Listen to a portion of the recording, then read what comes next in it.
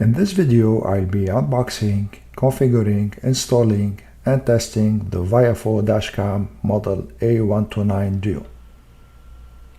If you're not subscribed to my channel, please take a moment to subscribe. It will help me keep bringing you quality videos. This dashcam has interesting specifications: dual channel Full HD video recording, dual band Wi-Fi built-in 2.4 and 5 GHz, Sony Starvis image sensor for both cameras, 2.0-inch HD LCD display, 140 degrees wide viewing angle, GPS logger. It's optional, but it comes in this package that I got. G sensor and motion detection. Buffered parking mode starting with firmware version 1.9. More on this later. Quick release mount, and it has a bunch of other options that are not included in this package that I got. As a full disclaimer, Viofo reached out to me to test this dashcam, but this will not influence my verdict or my review. As you see, I'm unboxing the dashcam here. It comes in a very nice package, and this is the main camera. It has the GPS module as a holder also,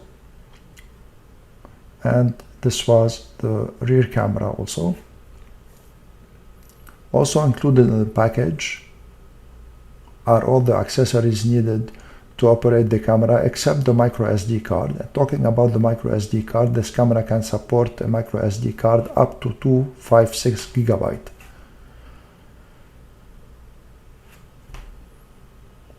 This is the mini USB cable that connects to a 12-volt charger. It's a good thing that the charger has two USB outputs, so in case you want to use the other USB output to charge anything else, this can be done. And it has also a mini USB cable to connect the camera to your PC or to operate it and setting it up without connecting it to the car. A bunch of additional adhesives, cable guides, and of course the main cable that connects the rear camera to the front camera, which is fairly long. As you see here, the rear camera lens can be adjusted. This is the user manual. It comes in English only. And this is a trimming tool to insert the cables.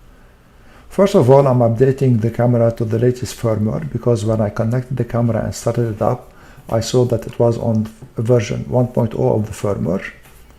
I'm formatting the micro SD card using FAT32 file system.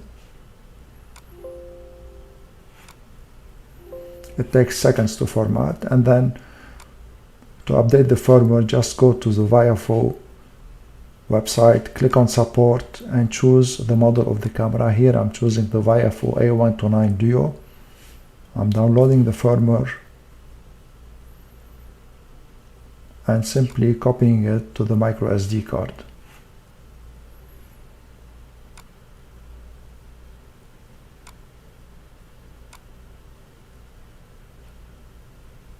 To update the firmware, insert the micro SD card that has the firmware on it and start the camera.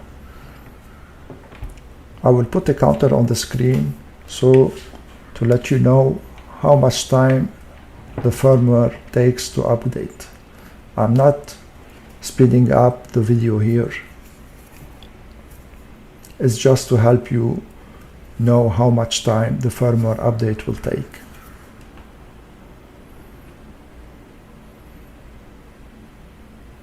As you see, when the firmware updates, the record light blinks rapidly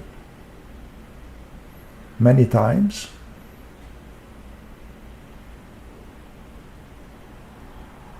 And this is another time that it's blinking. Overall, as you'll see, the firmware update will take 1 minute exactly to finish. Of course, you should wait for it to finish and don't disconnect the camera and don't think that it was blocked or something. Here it finished and the camera starts up after the firmware update finishes. and it will add the options, the additional options for the parking mode, as you'll see when I set up the camera completely.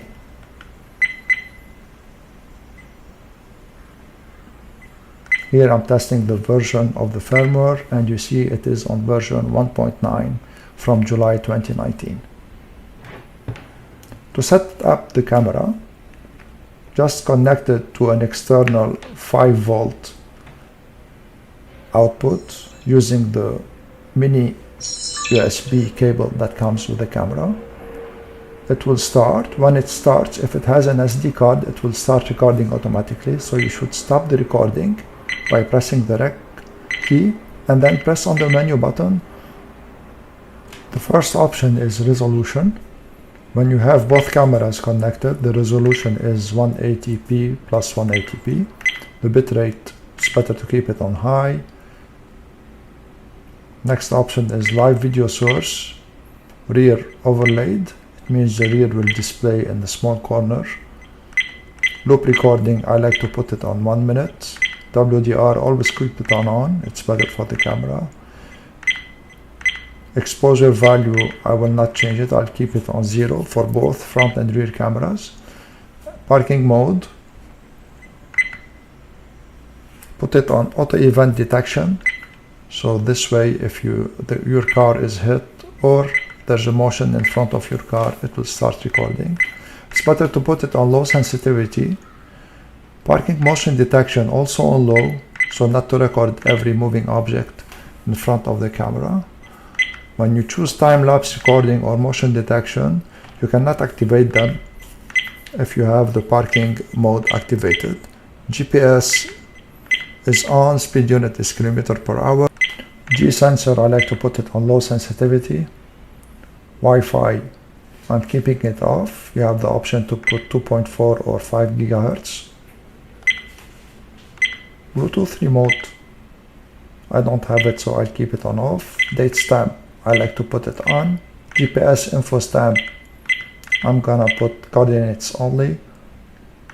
Camera model stamp also on. Record audio on. Screensaver 30 seconds, so the camera will not distract me after I start driving. It will turn off the screen automatically, but it will keep on recording. Then you can adjust the time and the time zone and the date. Language, it has many languages. I will keep it on English. Beep sound, I like to keep it on, so the camera will give me all the alerts. Frequency is 60 Hz for North America. Image rotation off. Format the SD card, yes, because it's new. It takes a second to format. Format warning, I'm gonna put it on 30 days, so the camera will alert me to format the SD card each 30 days. Default settings, if you want to revert to the default settings.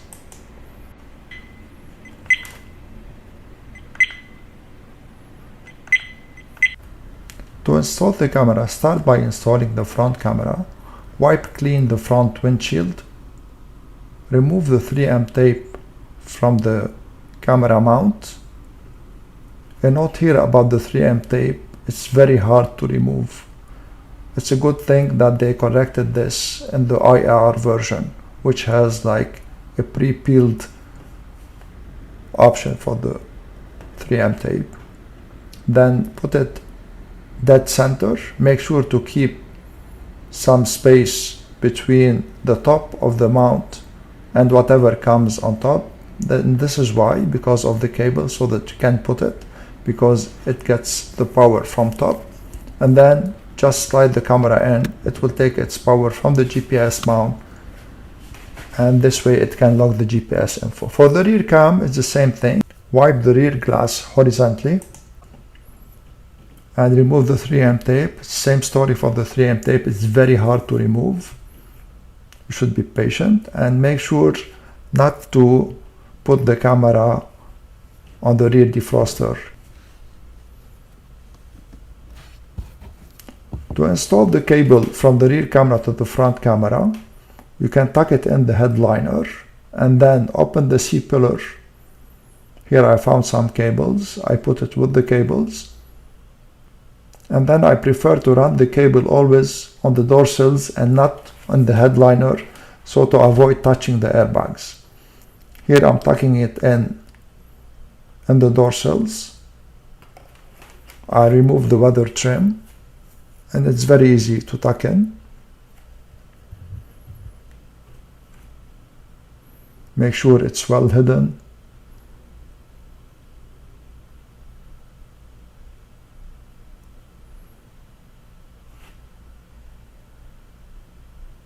And it's well tucked in. If you need to zip tie it, also don't hesitate to zip tie it to other cables. This is the front foot protection on the car. I'm removing it here, and I'm removing the weather trim, and I'm tucking the cable behind the weather trim, and then behind the A-pillar.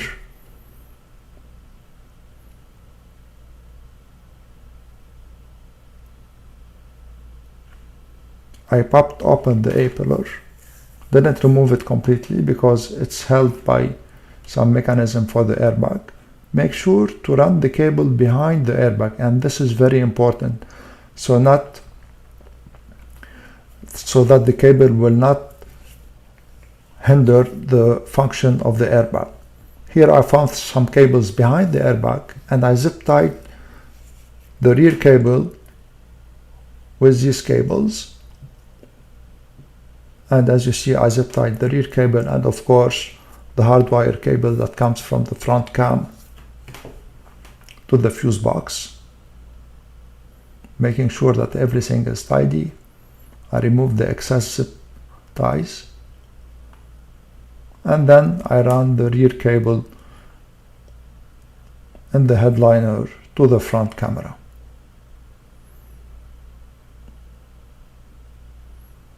For the hardwire, also tuck it behind the headliner and run it behind the A-pillar or behind the cover of the A-pillar, making sure that to put it behind the airbag and down to the fuse box. Here, to hardwire the camera, connect the accessory cable to a fuse that is an accessory fuse, and connect the battery cable to a fuse that has an always on power. Put the ground to any screw, and this is how you should put the fuses in the fuse tab. Make sure the fuse tab is installed to have the current pass through it, so if the hot wire is on the right, the fuse tab head should be on the right, just like this. This way the current passes through the fuse, and if there's a problem, the fuse will blow. This is how the camera looks from the outside. This is the rear cam, and this is the front cam. Here I'm showing you how much time the camera will take to start. It's fairly long time comparing it to other cameras. It takes 21 seconds exactly to start recording. As you see here, it didn't start recording yet, and now it starts recording.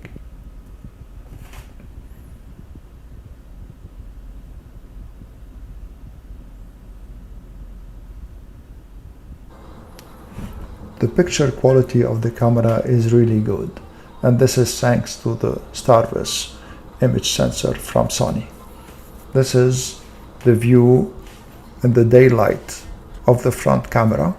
You see all the license plates are clearly visible and all the details are good.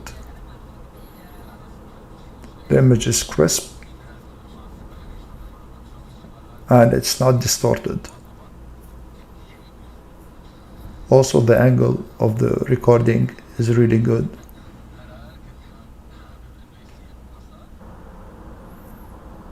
This is the rear camera, also during the day. This is a sunny day.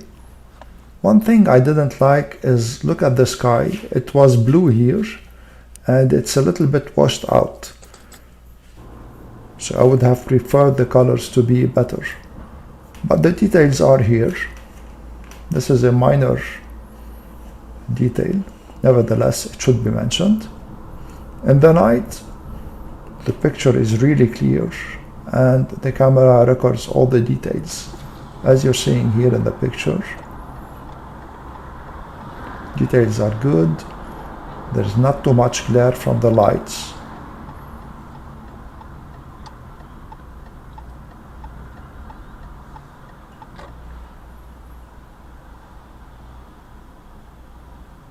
License plates are easily read also, as you see. The rear camera also has a very good quality image in the night. The image is clear and bright, although it looks a little bit overexposed. But this is not a big deal because it shows the details.